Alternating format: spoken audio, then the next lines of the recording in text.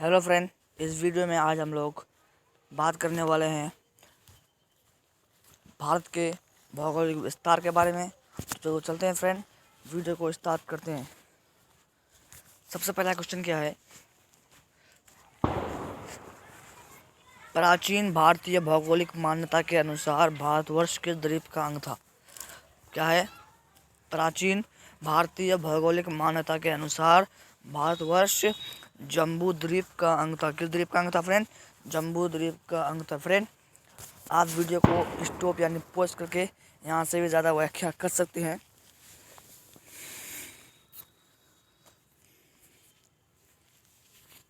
Question number 2 है friend कि सर्वप्रथम इंडिया शब्द का प्रयोग भारत के लिए किस भाषा में किया गया था? सर्वप्रथम इंडिया शब्द का प्रयोग भारत के लिए जो है फ्रेंड ग्रीक भाषा में किया गया था। किस भाषा में? ग्रीक भाषा में किया गया था। यहाँ से भी आप ज़्यादा व्याख्या कर सकते हैं वीडियो को पॉज करके। क्वेश्चन है फ्रेंड, भारत की मुख्य भूमि की दक्षिणी सीमा है। भारत की मुख्य भूमि की दक्षिणी सीमा है 8 डिग्री 4 उत्तरी अक्षांश। भारत की मुख्य भूमि की दक्षिणी सीमा है। देखिए फ्रेंड, भारत 8 डिग्री 4 मिनट उत्तरी अक्षांश से 37 डिग्री 6 मिनट उत्तरी अक्षांश और 68 डिग्री 7 पूर्वी देशांतर से 97 डिग्री 25 मिनट पूर्वी देशांतर विस्तार लगभग 300 है। भारत विषुवत रेखा के उत्तरी गोलार्ध में स्थित है। देश का विस्तार उत्तर से दक्षिण तक 3214 किलोमीटर। देखिए फ्रेंड, भारत जो है उत्तर से दक्षिण तक की लंबाई 3214 किलोमीटर है और पूर्व से पश्चिम तक की लंबाई 2933 किलोमीटर है। नेक्स्ट क्वेश्चन देखिए फ्रेंड, भारतीय मानक समय आधारित है। भारतीय मानक समय जो है फ्रेंड 82.5 डिग्री पूर्वी देशांतर पर आधारित है। भारतीय मानक समय देखिए फ्रेंड, भारत में 82.5 डिग्री पूर्वी देशांतर जो कि इलाहाबाद के निकट नैनी से गुजरती है। भारतीय मानक समय जो है फ्रेंड इलाहाबाद के निकट नैनी से गुजरती है। ठीक है फ्रेंड, 82.5 डिग्री के समय को मानक समय माना जाता है। भारत का मानक समय यानी जीएमटी, भारत का मानक समय और जीएमटी से 82 डिग्री 83.5 डिग्री पूर्व है, जिसका अर्थ है कि हमारा मानक समय ग्रीनविच के समय मानक समय से 5.5 घंटे आगे है। देखिए फ्रेंड, मैं आपको विस्तार से बताता हूँ। देखिए, भारतीय मानक समय को शॉर्ट फॉर्म में IST बोलते हैं यानी इंडियन स्टैंडर्ड टाइम, और उसका हिंदी होता है भारतीय मानक समय। और जो है पृथ्वी का जो मानक समय है GMT यानी कि ग्रीनविच मेन टाइम। GMT का फुल फॉर्म होता है ग्रीनविच मेन टाइम। भारतीय मानक समय और ग्रीनविच मेन टाइम दोनों में जो है फ्रेंड 5.5 घंटे का अंतर है। कितने घंटे का अंतर है? 5.5 घंटे का अंतर है, यानी भारतीय मानक समय 5.5 घंटा आगे है GMT यानी ग्रीनविच मेन टाइम से। अगर जब भारत में आप देखिए फ्रेंड, ग्रीनविच मेन टाइम कहाँ है? GMT ग्रीनविच मेन टाइम कहाँ है? तो इंग्लैंड के एक वेधशाला है, जिस वेधशाला का नाम है ग्रीनविच वेधशाला। क्या नाम है फ्रेंड? ग्रीनविच वेधशाला। इंग्लैंड के एक ग्रीनविच वेधशाला से होकर गुजरता है GMT। देखिए फ्रेंड, जब इंग्लैंड के ग्रीनविच में यानी GMT जब 12 बजेंगे GMT में, तब उस समय भारत में 5:30 होंगे। नेक्स्ट क्वेश्चन फ्रेंड, भारत का परमाणु समय उस स्थान का स्थानीय समय है जो स्थित है। भारत का परमाणु समय उस स्थान का स्थानीय समय है जो स्थित है। मैंने आपको पहले ही बता दिया, भारतीय मानक समय जो है फ्रेंड इलाहाबाद के समीप नैनी में स्थित है। कहाँ है? नैनी में स्थित है, इलाहाबाद के समीप। देखिए फ्रेंड, भारतीय मानक समय इंडियन स्टैंडर्ड टाइम IST 5 राज्यों से होकर गुजरती है। भारत के 5 राज्यों से होकर गुजरती है। समझ में आ गया फ्रेंड? मैं थोड़ी देर बाद आपको ये भी बता दूंगा कि 5 राज्य कौन कौन से हैं। नेक्स्ट क्वेश्चन देखिए फ्रेंड, इंडियन स्टैंडर्ड टाइम और ग्रीनविच मीन टाइम में कितना अंतर है?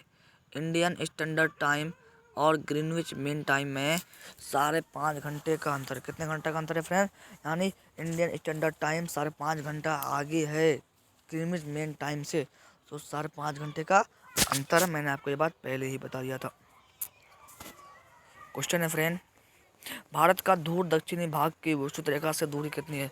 भारत का धूर दक्षिणी भाग की विषुवत रेखा से 876 किलोमीटर दूरी है। मतलब कि भारत का सबसे दक्षिणी छोर और विषुवत रेखा दोनों के बीच की दूरी कितनी है फ्रेंड?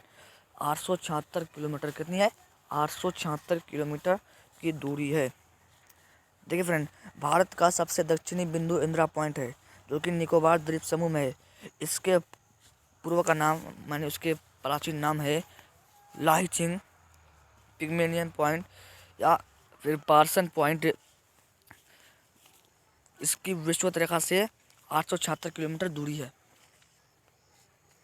नेक्स्ट क्वेश्चन देखिए फ्रेंड, भारत की स्थलीय सीमा की लंबाई है। भारत की स्थलीय सीमा की लंबाई कितनी है फ्रेंड? भारत की स्थलीय सीमा की लंबाई कितनी है?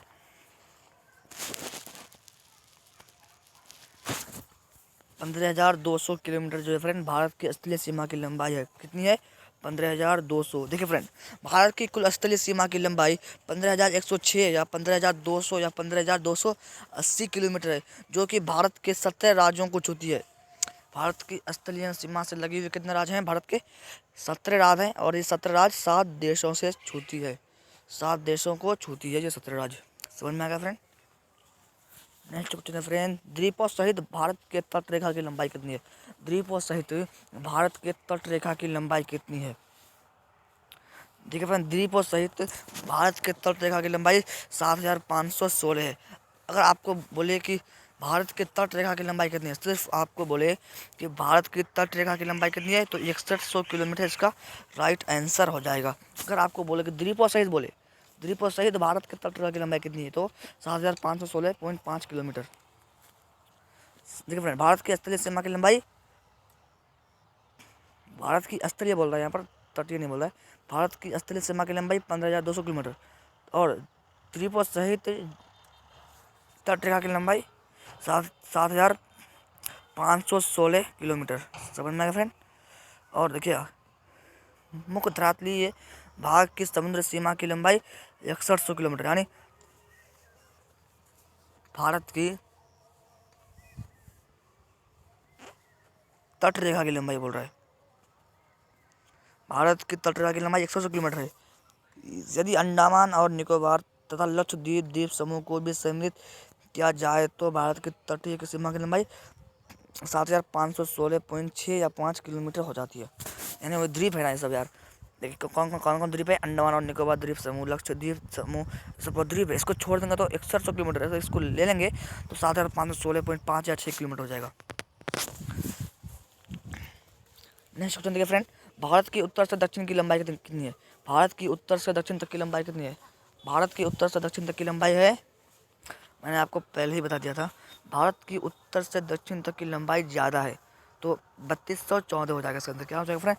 3214। अगर भारत की दक्षिण से पश्चिम की लंबाई बोले, सॉरी फ्रेंड, अगर भारत के पूरब से पश्चिम की लंबाई बोले, पूरब से पश्चिम की लंबाई बोले तो 2933 किलोमीटर। अगर भारत की उत्तर से दक्षिण तक की लंबाई बोले तो 3214 किलोमीटर। देखिए फ्रेंड, 82.5 पूर्वी देशांतर इसके लगभग मध्य से होकर गुजरती है जो कि देश का मानक समय भी है। 82.5 देश का मानक समय भी है कि नहीं है? पूर्व से पश्चिम तक की लंबाई 2933 किलोमीटर और उत्तर से दक्षिण तक की लंबाई 3214 किलोमीटर। देखिए फ्रेंड, आपको मेरा मेहनत पसंद आ रहा होगा। मैं आपके लिए कितना मेहनत करके वीडियो बनाया हूँ। अगर आप वीडियो को लाइक और सब्सक्राइब नहीं करेंगे तो फिर कैसे काम चलेगा यार। नेक्स्ट क्वेश्चन देखिए फ्रेंड, भारत की पूर्व से पश्चिम तक की लंबाई कितनी है? मैंने आपको पहले ही बताया कि भारत की पूर्व से पश्चिम तक की लंबाई कितनी है फ्रेंड? 2933 किलोमीटर है। मैंने आपको पहले ही बता दिया था। भारत की तट रेखा की लंबाई कितनी है? भारत की तट रेखा की लंबाई कितनी है? भारत की तट रेखा की लंबाई अब मैंने आपको पहले ही बता दिया, 6100 किलोमीटर। अगर आप बोले कि द्वीपों सहित भारत की तट रेखा की लंबाई कितनी है तो 7,516.5 किलोमीटर है। समझ में आ गया फ्रेंड? नेक्स्ट क्वेश्चन देखिए, भारत का क्षेत्रफल विश्व के कुल भौगोलिक क्षेत्रफल का कितना प्रतिशत है? भारत का क्षेत्रफल विश्व के कुल भौगोलिक क्षेत्रफल का कितना है फ्रेंड? 2.4% है। भारत के क्षेत्रफल विश्व के कुल भौगोलिक क्षेत्रफल का कितना प्रतिशत है? 2.6% है। देखिए फ्रेंड, देश का क्षेत्रफल विश्व के कुल क्षेत्रफल का मात्र 2.42 या 2.4% है, किंतु यहाँ पर विश्व की लगभग 16% जनसंख्या निवासी करती है।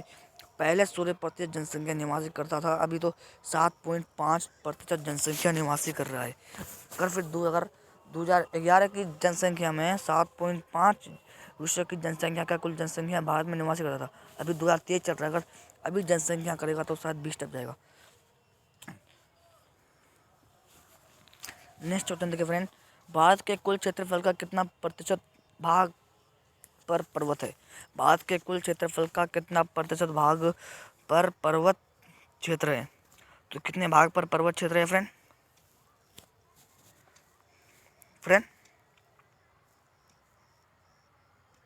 तकरीबन 10.7% भाग पर भारत के जो फ्रेंड भारत के 10.7% भाग पर क्या है फ्रेंड? पहाड़ है, पर्वत है। क्या है? पर्वत है फ्रेंड। देश के कुल क्षेत्रफल के 10.7% भाग पर उच्च पर्वत श्रेणियां का विस्तार पाया जाता है, जिनकी ऊंचाई समुद्र तट से यानी जिनकी ऊंचाई समुद्र से 2135 मीटर है या इसके अधिक है। 2135 मीटर या उससे अधिक हो सकता है, पर उससे कम होगा तो वो पर्वत नहीं कहलाएगा। फ्रेंड देखिए, समुद्र तट से 305 से 2135 मीटर तक की ऊंचाई वाली पहाड़ियां भी देश अगर फ्रेंड समुद्र तट से 305 और 2135 मीटर के बीच अगर कोई क्षेत्र है, 305 से 2135 मीटर तक के बीच अगर ऊंचा कुछ क्षेत्र है तो उसको पहाड़ी बोलेंगे। क्या बोलेंगे उसको फ्रेंड? पहाड़ियाँ बोलेंगे। पहाड़ियाँ बोलेंगे। समझ में आ गया फ्रेंड? पहाड़ी का प्रतिशत कितना है भारत में? 18.6% भाग पर पहाड़ी है भारत में। समझ में आ गया फ्रेंड? नेक्स्ट देखिए, संपूर्ण भारत के कितने प्रतिशत भूभाग पर पर्वत और पहाड़ियाँ का विस्तार है? देखिए फ्रेंड, मैंने आपको क्या बताया कि पहाड़ी कितना प्रतिशत है? पहाड़ी कितना प्रतिशत है फ्रेंड? 18.6% भाग पर पहाड़ी है। कितना प्रतिशत भाग पर पहाड़ी है? 18.6% भाग पर पहाड़ी है और पहाड़ 10.6% भाग पर है। तो दोनों को अगर जोड़ देंगे तो कितना प्रतिशत हो जाएगा? 10.7 और 18.6 कितना हो जाएगा? 29.3% भाग पर पर्वत और पहाड़ियाँ हैं।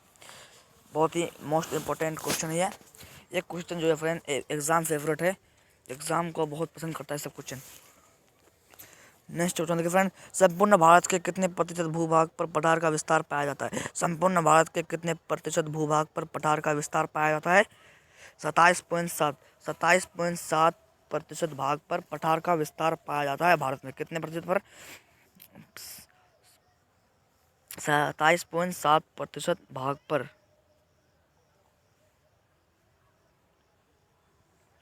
देखिए फ्रेंड, अगर समुद्र तट से 305 से 915 तक 305 से 915 मीटर तक के अगर ऊंचाई वाले कोई क्षेत्र है तो उसको क्या बोलेंगे? पठार या पठारी बोलेंगे। क्या बोलेंगे फ्रेंड? पठार या पठारी बोलेंगे। समझ में आ गया फ्रेंड?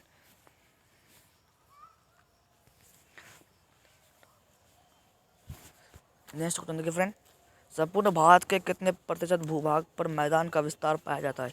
संपूर्ण भाग के कितने प्रतिशत भूभाग पर मैदान का विस्तार पाया जाता है? भारत को 5 भौगोलिक मान्यता के अनुसार बांटा गया है। फिजिकल भारत में जो है फ्रेंड 5 फिजिकल फीचर है। कितने? 5 है। इन 5 फिजिकल फीचर्स में से सबसे ज़्यादा फिजिकल फीचर जो है फ्रेंड मैदान का है। यानी भारत में सबसे ज़्यादा मैदान पाया जाता है। सबसे ज़्यादा भारत में मैदान पाया जाता है। तो इनमें से जो सबसे ज़्यादा होगा उसी का वो राइट आंसर हो जाएगा। उसमें सबसे ज़्यादा कहना है 43, तो 43 का राइट आंसर हो जाएगा। क्योंकि भारत में सबसे ज़्यादा कौन सा फिजिकल फीचर यानी कौन सा चीज़ पाया जाता है, कौन सा क्षेत्र पाया जाता है? मैदानी क्षेत्र भारत में सबसे ज़्यादा पाए जाते हैं। देखो फ्रेंड, देश के कुल क्षेत्रफल के 10.7% भाग पर उच्च पर्वत श्रेणियां का विस्तार पाया जाता है, जिनकी ऊंचाई समुद्र तट से 3135 मीटर या इससे अधिक है। समुद्र तट से 305 से 2135 मीटर तक की ऊंचाई वाली पहाड़ियां भी देश के 18.6 प्रतिशत भाग पर फैली है। इस प्रकार कुल पर्वतीय भाग 29.3% है। समुद्र तट से 305 से 915 मीटर तक ऊंचाई वाले पठारी भाग का विस्तार भी देश के 27.7% क्षेत्र पर है, जबकि शेष 43% का विस्तृत मैदान है। 43% भाग पर मैदान है भारत में। नेक्स्ट क्वेश्चन देखिए फ्रेंड, भारत की प्रादेशिक जल सीमा। भारत की प्रादेशिक जल सीमा समुद्र तट से कितनी समुद्री मील की दूरी तक है? भारत की प्रादेशिक जल सीमा समुद्र तट से कितनी समुद्री मील की दूरी तक है फ्रेंड? 12 मील की दूरी तक है। कितने मील की दूरी तक है फ्रेंड? प्रादेशिक समुद्री सीमा जो है आधार रेखा से समुद्र में 12 समुद्री मील तक जो है फ्रेंड प्रादेशिक सीमा है। समुद्र से प्रादेशिक समुद्री सीमा तक 12 नॉटिकल मील भारत का संपूर्ण अधिकार है। समझ में आएगा फ्रेंड। नेक्स्ट क्वेश्चन देखिए फ्रेंड, भारत का संलग्न क्षेत्र प्रादेशिक जल सीमा के आगे कितने समुद्री मील की दूरी तक है? भारत का संलग्न क्षेत्र प्रादेशिक जल सीमा के आगे कितने समुद्री मील तक है फ्रेंड? 12 मील तक। कितने मील तक फ्रेंड? 12 मील तक। ठीक है फ्रेंड। अविच्छिन्न मंडल या संलग्न क्षेत्र जो है आधार रेखा से समुद्र में 24 समुद्री मील तक अविच्छिन्न मंडल सीमा है। अविच्छिन्न मंडल में भारत में को 3 प्रकार का अधिकार दिए गए हैं: साफ सफाई का अधिकार, सीमा शुल्क वसूली और वित्तीय अधिकार। अगर कहीं पूछा आपको, क्या अगर आपसे पूछे कि अविच्छिन्न मंडल को भारत में कितने प्रकार के अधिकार दिए गए हैं? बहुत इंपॉर्टेंट क्वेश्चन है कि अविच्छिन्न मंडल को भारत में कितने प्रकार के अधिकार दिए गए हैं? 3 प्रकार के अधिकार दिए गए हैं: साफ सफाई का अधिकार, सीमा शुल्क वसूली और वित्तीय अधिकार। समझ में आया फ्रेंड। नेक्स्ट क्वेश्चन, भारत का एकांतिक आर्थिक क्षेत्र यानी एक्सक्लूसिव इकोनॉमिक जोन जिसे बोलते हैं, भारत का एकांकिक आर्थिक क्षेत्र संलग्न क्षेत्र के आगे कितने समुद्री मील की दूरी है? देखिए भारत का एकांकिक आर्थिक क्षेत्र संलग्न क्षेत्र के आगे जो है 200 मील की दूरी है। कितनी मील की दूरी है फ्रेंड? 200 मील की दूरी है। आज का क्वेश्चन ये था। अगर आपको वीडियो अच्छी लगी हो तो वीडियो को लाइक, सब्सक्राइब एंड कमेंट ज़रूर कर दीजिएगा। जय हिंद, जय भारत।